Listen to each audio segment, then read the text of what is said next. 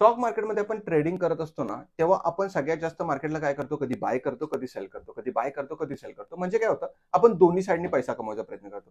तुम्हाला सिंपल दाखवतो. सपोज समजा मार्केट या ठिकाणी रेंजमध्ये. आपण काय करतो, एकदा बाय करायचा प्रयत्न करतो, एकदा सेल करायचा प्रयत्न करतो. एक सिंपल फॉर्म्युला समजून घ्या.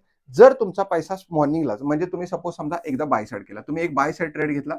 त्याच्यामध्ये मार्केट थोडं वरती गेलं. तुमचा खाली येऊन परत तुमचा स्टॉप लॉस हिट झाला. तुम्ही परत मार्केटला एकदा सेल केलं. परत मार्केट काय केलं, मार्केट थोडं खाली गेलं, परत येऊन मार्केट वरती गेलं. आता तुम्ही काय केलं ह्याच्यामध्ये, तुम्ही दोन्ही पण ट्रेड घेतले. एकदा बाय केलं, एकदा सेल केलं. तुमचं राईट आहे, तुम्ही रॉंग नाहीच आहे, तुम्ही परफेक्ट आहात. पण जर तुमचा दोन्ही साइडमध्ये जर एसएल गेलाय, तर तिथे तुम्हाला थांबायला पाहिजे का? कारण एक तरी तुम्हाला मार्केट काही समजत नाहीये, म्हणून तुमचा इथे लॉस झाला दोन्ही साइडमध्ये. किंवा एक तरी या ठिकाणी काय आहे, या ठिकाणी मार्केट आहे जे व्हॉलेटाईल मार्केट आहे. या ठिकाणी काय व्हॉलेटाईल मार्केट आहे, त्यामुळे तुमचा लॉस होते.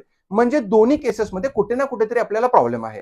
जर प्रॉब्लेम फाइंडच होत नाहीये आणि तरी पण प्रॉब्लेम आहे, तर त्यावेळेला ट्रेडिंग बंद करणं पण गरजेचं असतं. त्यावेळेला तुम्ही समजून घ्या की सगळ्याच टायमिंगमध्ये कधीही एक्स्ट्रा लॉसेस करणे कधीही सही नाहीये.